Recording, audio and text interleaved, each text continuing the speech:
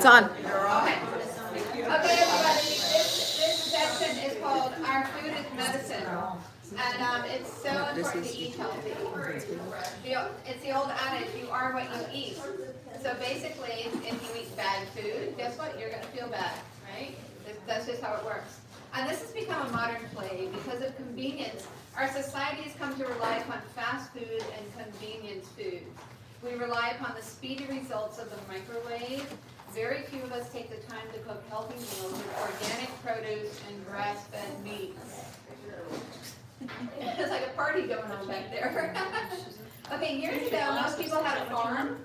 You know, most families had a farm, and they would raise their own, meat. They would raise animals, and they would have a garden, and it would all be organic, and people were very healthy, and nobody had any weight problems back then. Basically, everything we've been told about diet is wrong, and if you do the opposite from the official guidelines, then you will be healthy. Okay, and an example is the food pyramid, right? The food pyramid is upside down. If you eat a lot of grains, a lot of wheat, a lot of oats, and all of those things, it's not going to go well for you. It's going to upset your digestion because we were not created to eat all of that stuff. Yes, and they have glyphosate on them. They're all of those crops like corn, oats, wheat is all sprayed with glyphosate. It's saturated, and sometimes they do it at harvest. So it goes. They're harvesting it. They spray it with all the chemicals, and then they feed it to you. So that's not good. They said don't eat butter. Guess what? Butter's really good for you. They said don't eat red meat. Guess what? Red meat's great for you. They told us that the food pyramid. Guess what? It's upside down. They told us to keep our cholesterol down. Well, it's not true. And they told us not to eat salt. Right? Dr. Arda talked about this, about how we're supposed. Animals have salt licks out in the pastures. They just lick these big blocks of salt all the time. They never have heart attacks, right? But kind of salt. You're right. Celtic. Well, Celtic salt and Himalayan salt, because regular salt has been heated at high temperatures, chemically altered, added bleached, and a lot of other chemicals. So that's why table salt is a carcinogen. You want Himalayan salt, Celtic salt, sea salt. Yeah, I use Himalayan salt myself. I use tons of that. But here's the thing: if you have a heart attack and go to the hospital, what's the first thing they do? Saline. They pump 2 big bags of saline into you, which is salt. So you have a salt deficiency. That's the problem, is a salt deficiency. Now you're at the hospital, they're going to pump you full of salt and say, "Oh look, we cured you." So it's up to us to educate ourselves about health and nutrition. We cannot depend upon them, right? And today I want to make some dietary suggestions. A healthy diet is low in carbs and sugars. I personally am on a ketogenic diet, and a ketogenic diet is a diet that creates ketones. There's 2 different types of fuel that our body can run on. Our body can run on glucose, which is sugar, and carbs become glucose, or we can run on ketones. If the body doesn't get glucose, it's going to shift to ketones. And ketones are a very clean fuel for your body, and it's also really good for your brain. Does anybody have anything they want to add to that about ketones? No. Well, butter's got uric acid, which is very healthy. Yeah, I take that as well, yeah. Okay, so I find that if I eat a high protein diet, that I can maintain muscle mass. Okay, because a high carb, high sugar diet is going to rob you of muscle tone. Okay, so let me just skip through some of this because we have a time limit. Okay, so if you're on a ketogenic diet, you don't have the sugar spikes. Who knows about sugar spikes? You eat like a donut, and you go way up, and then an hour later you're crashing into a pit, right? You know what I'm talking about. You don't get any of those when you're on a ketogenic diet because your blood sugar remains steady. It's steady all the time. Also, ketones are the preferred fuel for our brain. Okay, when our body switches over to burning ketones, there's an immediate result of excess fluids being flushed out of our body, which results in less inflammation. And, if I fall off my diet and eat a piece of cake, I'll immediately put on a couple pounds. And then when I go back to the ketogenic diet, that just gets, within 2 days, it just disappears. Because it's all water retention. You know, on a regular sugar, high sugar diet, our body retains a lot of water. Okay, so now I'm going to get into some recipes. Okay, so this is a moringa tree. All right, I have a big, huge moringa tree up back, and I grew, I think it's 7 moringa trees. I have little moringa trees for sale. If anybody wants to buy a moringa tree, you can put it in a pot, or you can plant it in your yard. This is called the miracle tree. This plant has more nutrients than any plant on the earth, any edible plant on the earth. And they send it to third world countries to help with their nutrition.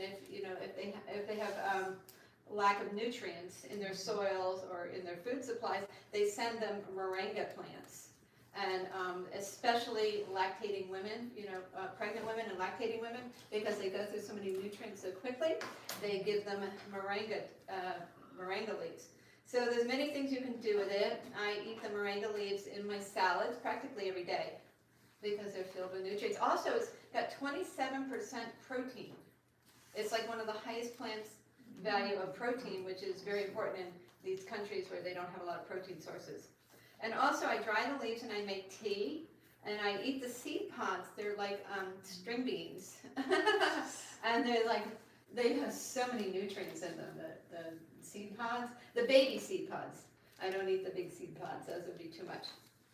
But yeah, so I just wanted to tell you about that. And if you wanted to, okay, so for lunch today, I made a moringa pesto. Oh. Yeah, because if you make pesto with moringa, it tastes just like regular pesto, but you get all the nutrient value in the moringa tree, right? So we're going to try that today, and as I said, I make tea, and I made, in your gift bag is a little packet of moringa tea leaves that I dried, and you can make some moringa tea. Okay, so dandelion. I don't have dandelion here. I have lots of it outside. But dandelion is one of the most powerful plants on earth, and it has powerful cancer-fighting properties. And I think that's why Roundup uses it in their little videos, in their advertisements about what to kill. They have Roundup and they shoot the plants. They always shoot the dandelion, right? Yeah. Like it's a bad thing. Like they want to convince us that dandelions are bad, and you got to poison dandelions. Well, it's just the opposite. Dandelion is probably the most healthiest thing you can eat. Okay, so dandelion is a powerful liver cleanse, and that's one of the reasons I grow it, because I want to make sure that I'm detoxing. And one of the best ways to detox is to cleanse your liver. Okay, so many Americans have clogged or fatty livers, and that makes it difficult to process the high levels of toxins. Okay, so many alternative medicine doctors are incorporating dandelion now in their cancer protocols. And some studies suggest that dandelion lowers cholesterol and lowers blood pressure. Every part of the dandelion is edible: the leaves, the flowers, and the roots. Some people use the yellow flower to make dandelion wine. I don't do that. And I eat the dandelion leaves. And also the roots. I told you before that I dry the roots and make dandelion root tea. Okay. Like, are you gonna have all of us out here picking leaves and eating dirt? And we're gonna just start picking leaves and eating dirt. The way I look at it is, if everybody just grabs onto a couple of these things, it will be a total life-changing. I love it. I mean, it will shift everything. Yeah. Yeah, because it took me a while to get to the place where I'm doing all of this. I need my dirts and my leaves and grow my little garden and everything. It didn't happen overnight. Right. But if you just got this, you know what I mean? And you did a couple of these other protocols, then everything will shift in your body. Because remember, it's a frequency issue. Right. We have low frequency because of the sickness, because of the pollution, because of the metals, because of the toxins. We're very low frequency, so we want to bring our frequency up so it is easier to plug into heaven. Yeah. I'm excited about it. I know, right? Yes. Okay, so mints. Okay, I grow both peppermint and spearmint. Mm-hmm. And these are powerful herbs that contain a whole list of healing compounds such as menthol, polyphenols, and rosmarinic acid. Okay, so Dr. Artis also has a whole section on spearmint. He puts that in his medicines because it's such a powerful healing a medicine. Okay. Okay, so it's a decongestion, it heals ingestion, it protects us from cancer, it boosts our immune system, and it's also anti-inflammatory. So I make a tea every day. It's a combination of mint, moringa, and dandelion root. So I get the benefits of all three of those, and then I put some monk fruit in it, so it's yummy. Okay, so ginger. I also grow ginger plants for the roots, and everybody's familiar with the taste of ginger, right? Well, ginger is powerful for healing, and ginger is good for pain relief. It's anti-inflammatory, antibacterial, and protects us from cancer and from parasites. Anything else? No, that's good. No, okay. No, because you know a lot of stuff about this. Okay, so ginger root also makes an amazing tea. I was going to make it for lunch, but I just ran out of time. I just like so much stuff. I was like, okay, we're not going to make the tea. Okay, so yogurt. Let's get on to the yogurt. About a year ago, I found out about the yogurt culture, Lactobacillus reuteri. Has anybody heard of Lactobacillus reuteri? You have. I bet you have, right? Yeah. Okay, so I forget the guy's name, the doctor that is really promoting that. He wrote the book Wheat Belly. He's the doctor that came out. He exposed the whole situation with wheat, about how wheat will make your belly big, right? Because we're not built to process wheat. Well, wheat is hybridized, and therefore that gluten is actually protein, and normally protein is good for you, but because it's been hybridized, it's bad for you. Right. The ancient grains are healthier. Quinoa, those are the ancient, The ancient grains, sprouts. right? Yeah. I just stay away from all of them. I stay away from all grains because I do a lot better just on high meat diet. Yeah. Okay, so Lactobacillus reuteri is a super healthy probiotic bacteria that's in the mother, okay, and during the mother's pregnancy. And when she breastfeeds the baby, she passes it on to the baby. And this is what jumpstarts the baby's immune system. So if a baby's just bottle fed, it's not going to get that Lactobacillus reuteri, which is so important. And but we can take it I take it in capsules, but I also make the yogurt. So I'm going to get this out to make the yogurt and show you how I do it because I'm such a do-it-yourselfer that this might be very entertaining. Yeah, so I don't have a yogurt maker. What I do is I just put it in because I always use what I have, right? I just kind of do-it-yourselfer. So what I do is I buy the organic cream.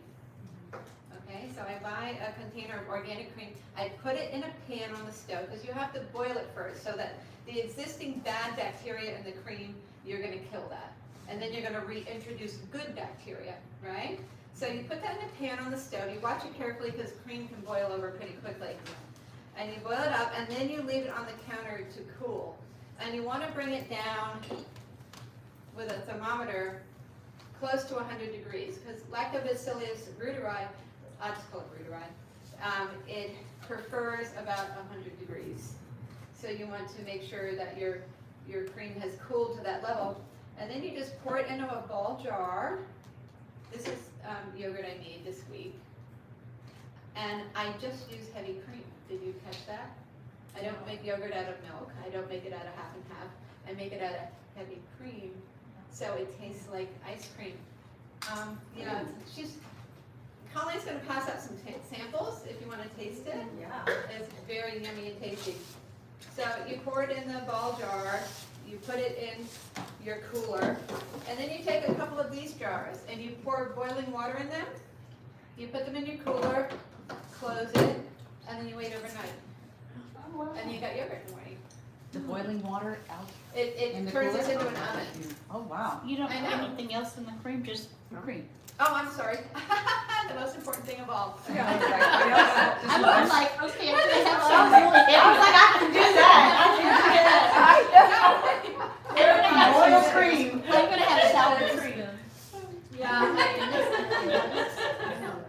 yeah, that's so easy, right? Cheese.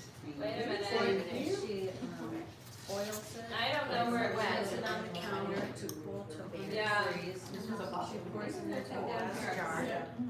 Yeah, I don't know where the little bottle went, but anyway, I have a little bottle of capsules. It's Lactobacillus reuteri. And then I also put in another probiotic called Akkermansia. Did anybody know about Akkermansia? It jumpstarts your GLP-1. Yeah, another probiotic that they've discovered that's really powerful. So I put those two probiotics in the cream that I pour into the, it's really just as easy, you're just adding one more ingredient.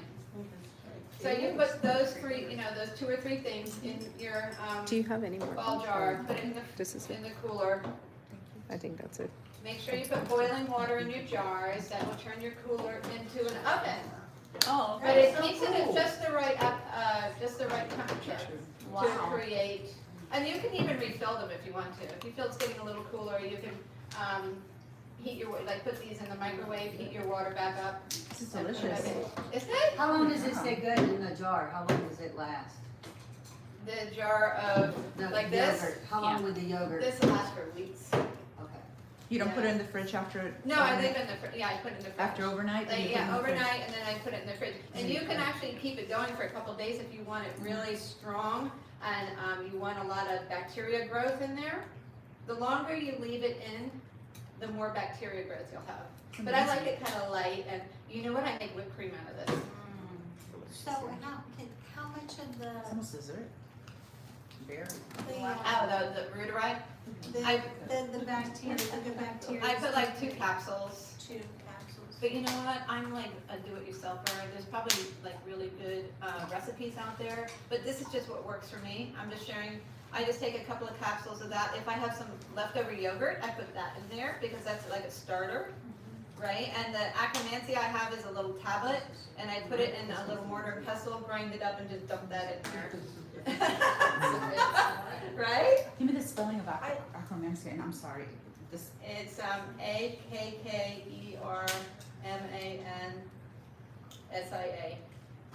But I'll talk a little bit more about that soon.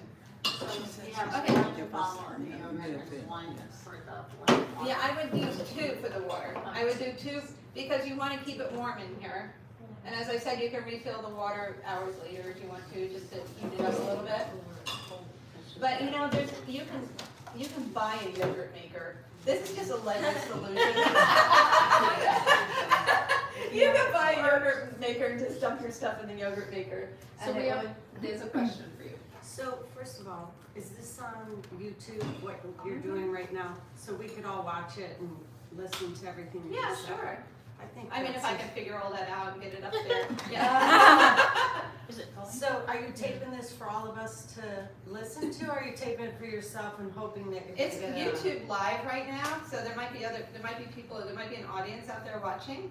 But I did YouTube live because YouTube will hold on to the whole, and I can go back in and edit it, the portions. Okay, can we? And I can make videos, but I'm gonna take the videos and post them on my YouTube channel.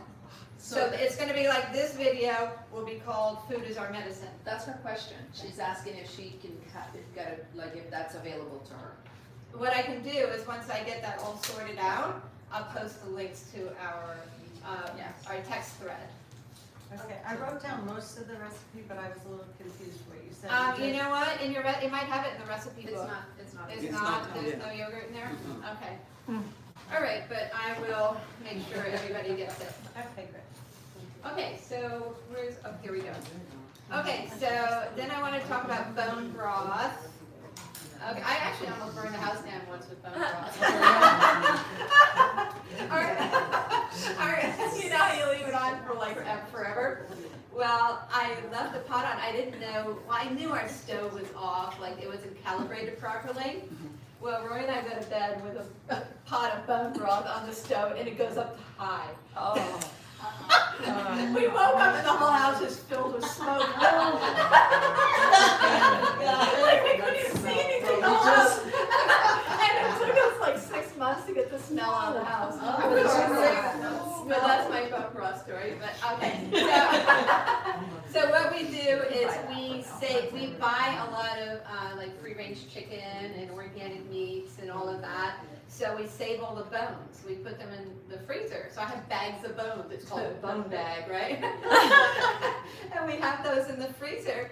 And when I'm going to make bone broth, I get them out. And this is a real cool thing is with the chicken bones, I put them in a cloth and I take a hammer and I smash them so that I know, all this sounds horrible, but so the marrow is available. It comes out of the bone. So instead of it taking twice as long, the marrow's right there, right? So That's a good idea. So collagen is in bone broth, and that contributes to healthy skin and has anti-aging benefits. Bone broth is packed with tons of nutrients and minerals that we need for healthy organs and healthy bones. Some people say, well, you know, you have to be careful with bone broth because it might have some lead in it. But see, that's why you want to take zeolite. Okay? Because zeolite is going to remove all the toxic metals out of your body. But there's so many benefits to drinking bone broth that I highly recommend it. Okay, some studies have even shown that bone broth regulates hormones in women, particularly during menopause. So that's a key right there, right? So the American diet is often depleted of most of the nutrients and minerals found in bone, so therefore bone broth is helpful to restore our health. Yeah, the problem is in the American diet, when we eat meat, we just eat the muscle meat, right? We don't eat the, what are they called? The organs. Organs. The liver, Yeah. the kidneys, the heart. But you see in other countries, that's a delicacy. That's what they want. They want the liver, the heart. And you know, there's an old saying that eat what you need. So if you have an unhealthy brain, eat a brain. If you have an unhealthy heart, eat a heart. This is what they do in other countries. If you have an unhealthy heart, you eat a heart. If you have an unhealthy liver, you eat a liver, because those different organs have the nutrients that you need for that specific targeted problem. Yeah. I grew up hearing that. Yeah, I feel Yeah, in that. Trinidad, yeah. But you see, we need good bones, right? As we're getting a little older, so it's really important to drink bone broth. Okay, but I'm not going to give a demonstration of that. No sample of broth. No sample of broth. No, I didn't make a sample. Okay, so healthy sugar substitutes. So I'm sure a lot of you know about this, but I just wanted to kind of run by this because it's so easy to eat a sugar-free diet if you spend, you know, some time in the kitchen making your desserts. I love desserts. I love desserts. You know, we're gonna have a ton of desserts today because you see all the desserts. Yeah, but they're all sugar-free and healthy desserts. So my two favorites are monk fruit and allulose. I just found allulose recently, but allulose can actually lower your blood sugar. Yeah, it was kind of miraculous. And it's a natural sugar. Where did you find it? And you can buy it anywhere now. I buy mine in, Allulose. at Prime. Prime. A-L-L. Amazon? On Amazon. Yeah, these are all How do you available spell on it? Amazon. A-L-L. Allulose, allulose. But it's slightly less sweet as sugar, Yes. but you can bake with it the same way, you can measure it the same way, it kind of acts the same way, so you can use it in any recipe. So my big time favorite though is monk fruit. Yeah, and you have to get the pure powder. And it's not easy to find and you have to be so careful because they'll say monk fruit, and then you read the back of the package and it's erythritol and sucralose Exactly. and, you know, fillers and all this other garbage. So you have to make sure it's 100% pure powder. And this stuff is like, I think it's 100 times more sweet than sugar. Wow. Like a little tiny bit of this goes a long way. Like this looks like a little tiny bag, probably lasts a couple months because you just use a little tiny bit at a time. Is that And then- Amazon also? Yeah, you have to find, I haven't seen this locally. Yeah, because I haven't seen that anywhere. Yeah, it's pure monk fruit, and it's kind of pink. Yeah, it's got like a pink tint to it. But I'm gonna make I'm gonna show you how I make my chocolates, and I make my chocolates with monk fruit. But also, this is what I use for, it's very hard to mix this with a liquid. You know, it's okay for baking and everything, but I use it for my chocolates, and I'll show you how. But in order to mix monk fruit with a liquid drink, I suggest you buy the monk fruit drops. And once again, these are super, super sweet. So you only use like 3 or 4 drops in whole Wow. glass. Yeah, but I really Because I've recommend tried these. monk fruit in liquid and it's really grindy. I mean, Oh, you've tried to mix it into liquids, yeah, it doesn't it work that doesn't well. work. I have a question about the Sure. sugar that you have here on this pumpkin swirl, the Bestie. I never heard of it. Okay, Bestie is really awesome for baking. It's a monk fruit and allulose mix. Yeah, you know what, let me grab a bag. Somebody entertain them for me. Lots of sugar, lots of sugar. We got the monk fruit, we got the aloes, and we got the what, the Bessie? Okay, so this is Bestie. And there are other brands that use monk fruit, so you can shop around. This is a little more expensive than the other ones, but it's Bestie, and it's monk fruit and allulose blend. And this is the brown sugar. You can use white sugar. This is great. Only I discovered it doesn't work perfectly. It doesn't crystallize as well as the brown sugar erythritol. That's the third one I use, is erythritol. How do you spell Bestie? B-E-S-T-I. It's on the recipe that she gave us. Yeah. It's right on here. So this works the best in those recipes, but there's one thing that I use erythritol for. Does anybody know about erythritol? It's a sugar alcohol, right? So it can mess with your, if you eat too much of it, it can kind of give you a little bit of indigestion. But I make my candied pecans. Yeah. We're having them in our salad for lunch, the candied pecans. I also have them for sale. And she little had them bags, for yes. sale here. They are so They're delicious. really good. Yeah, they're sugar-free candied pecans. You know, you can eat as many as you want. And, okay, so microgreens. I'm gonna walk you through microgreens. Okay, so microgreens are the tiny seedlings of certain vegetables and herbs harvested as soon as their first leaves appear. These little seedlings have a powerful punch of nutrition. Microgreens have a higher concentration of nutrients than a mature plant.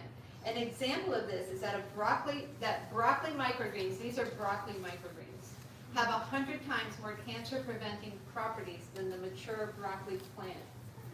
So when you eat microgreens, you're getting way more nutrients than if you eat a mature plant. And you can make all different types of microgreens. And yeah, it's almost like they have supernatural power, like an explosion of power. You know what? Seeds, all they need is a little bit of dirt and some water. They don't even need light or anything for the first 3 or 4 days, because everything is like self-contained. They explode with life. That's how God created seeds. So when we eat them at this young stage, we get all the benefits, all the nutrient benefits of that. Okay, so I'm going to show you how to make microgreens. Once again, this is a Ledra's method. Because I don't buy fancy equipment. I make it. So here's my burner, right? Because remember, I'm an artist, so I make stencils and all kinds of things like that. So I just happen to have a burner out there. And I just went to the dollar store and bought a couple of containers. And this one, I just take my burner and burn holes in it. And then this one is the bottom container to hold the water. Okay, so you have this one's nested inside the other one. And then I take a little bit of potting soil.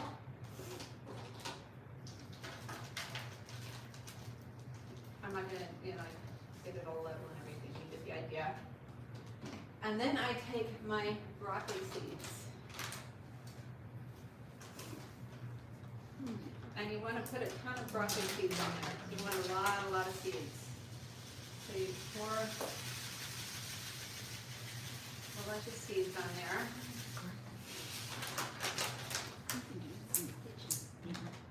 And then, I have a bottle of water somewhere. Here we go. So, yeah, actually we'd spray this. I don't have a spray bottle with me.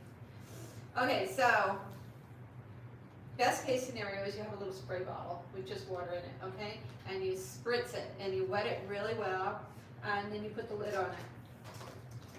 And you spritz it like 3 times a day, and after the second day, I take the lid off. And then I pour water underneath here. and I just keep it watered underneath there. And then within like, this is like 4 days ago. Oh, wow. Yeah, that's how quickly they grow. And then you eat them from Yeah, and I usually rotate. I have one going and one harvesting. So I'm starting one, harvesting another, and I keep rotating it. And you can do all different types of seeds. You can do dandelion, you can do arugula, you can do amaranth. Yeah, you can do all these, and you can research the different nutrient value of all those different seeds. I kind of stick to broccoli because it's easy for me and it has super high nutrient density to the little microgreens. If you don't have room, the dandelion would grow in that?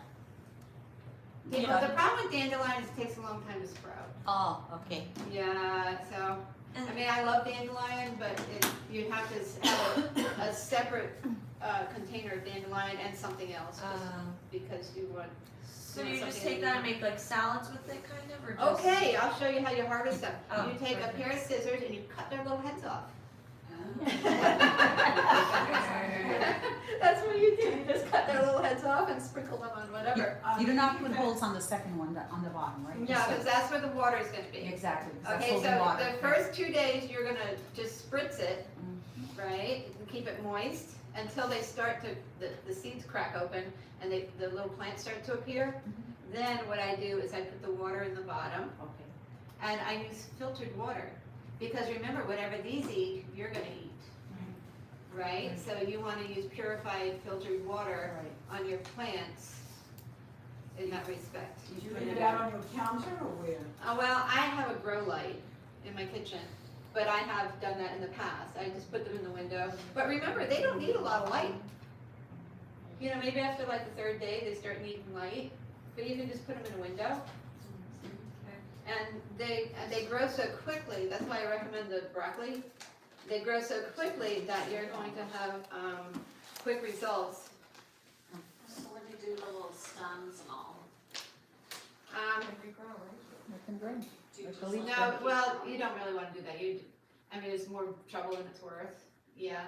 I suggest you just cut their little heads off and then throw the rest of it in your compost pile. Right? But super, super healthy. Oh, by the way, microgreens, chelate, that's the word, right? Chelate? Chelate? I don't know. Heavy metals. Yeah, chelate. Chelate. Yeah, chelates, chelates, Chelates. sorry. See, I didn't pronounce it right. Yeah, I said it the other way. The medical Yeah, people do I'm good. I learned chelation everything. to get the metals out. Okay, so these as well as cilantro. Yeah, there's different herbs and Cilantro, natural cilantro. things I that love that. pull the heavy metals out of your body. So if you are, Could you grow cilantro like that? you probably could. I haven't. I mean, I have a whole herb garden out there, Yeah. but I don't have cilantro. I have parsley up there. Yeah, I don't know. But if you do if you eat dandelion and your microgreens, that's so good for your liver, and it's gonna pull the heavy metals out of you, Awesome. right? So good. Okay. If you don't have one of those things, you could do a pork that's been heated to poke holes. Yeah, you could do that. As I said, this is all my wacky stuff. This is Yeah. what I figured out. I'm sure there's like little microgreen kits you can buy on Amazon, right? You don't, you just, don't be like Allegra like that.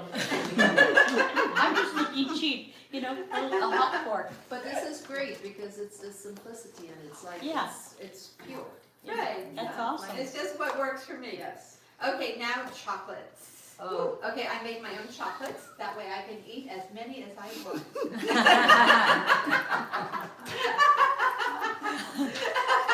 There's nothing bad in them. They're actually really good for you because dark chocolate is so healthy for you. I read something even more. I can't remember what it is. But dark chocolate is amazingly good for you. They are finding in some brands some heavy metals, so try to research that. But as I said, take the azomite. The azomite pulls out any bad heavy metals. So let me tell you how I make the chocolates. Okay, so I'm basically on a carnivore keto diet, so I love grass-fed butter. So I take my, is the recipe in the book for the chocolate? Yes. Okay. It's in Sugar here. free. Yeah, It is. okay, so I take a stick of butter. These usually come in 2-stick packages, so I have to cut one in half. And sometimes I double or triple the recipe, but I'm just gonna keep it simple today. So I take a stick of butter, and I put it in a pan, and I brown the butter. Because brown butter is so delicious, right? It's like the basis for my chocolates is brown butter. But when you brown it, it takes like 10 minutes to brown it. You have to keep an eye on it because it can burn like that. It's like turns just like that, so you have to be watching it and paying attention. So I browned 1 stick of butter, and then I don't have my coconut oil out here because it's this massive big huge thing. So I take the same amount of coconut oil and I throw it in the pan with the brown butter. And then I am going to put my chocolate in. I turned the stove off, so it's just warming on the stove. Then I use this chocolate. I love this chocolate. You can buy this at Whole Foods. I think even Sprouts is carrying it now. It's Guittard. I think that's how you pronounce it. I don't know. And it's 100% chocolate. There's no sweeteners, no additives, nothing. Just 100% chocolate. And I throw one of these in there. So now I have my brown butter, my coconut oil, and I unpackage it obviously and break it up. Yeah, there's a nice block of chocolate in there. And then I take my monk fruit, and I use the powdered monk fruit. And remember, it doesn't mix very well with liquids. So I measure it out, and then I dump it in there, and I have to whisk it in and really incorporate it. So you incorporate the monk fruit, and then it's ready to pour. You pour it into some sort of mold. To be honest, most of the time I just pour it into a glass pan, and then when it's cooled, I cut it up with a knife and just throw it in a container because nobody's going to see it except me anyway. Yeah. And it doesn't last very long, so. Yeah. So once it's in the pan or in the mold, then you put it in the refrigerator to let it cool off, and then it's ready to eat. Wow. And then Yummy, we right? have Look at that, she has supernatural chocolate already made. Yeah. Oh, by the way, you have to keep it in the refrigerator because it's melted. it will melt really quickly because of, the different oils in it. But I just keep mine in the refrigerator and eat it regularly. Yeah, Amazon sells the chocolate chips. Yeah. Okay, so, I'm just gonna tell you the lunch menu and then we're gonna have lunch, right? So today we're having meringue pesto dip with sourdough toast, crustless quiche, and it's artichoke and herbs from my garden, so it's really Italian. Salad with meringue and dandelion and Sounds microgreens with candied pecans, goat cheese, and pickled beets. Sound good, right? And then for dessert, I also made angel eggs. Who made my angel eggs? Yeah. I made angel eggs. And then for dessert, all these are sugar-free, right, with really good ingredients. Like, everything's grass-fed and all that. So chocolate mousse cups, pumpkin mousse cups, brownie bites, and pecan tossies. Wow. Yeah. Yummy, yummy, yummy, right? I know, right? See, if you waited, you'd be nice and hungry. Keep this stuff away.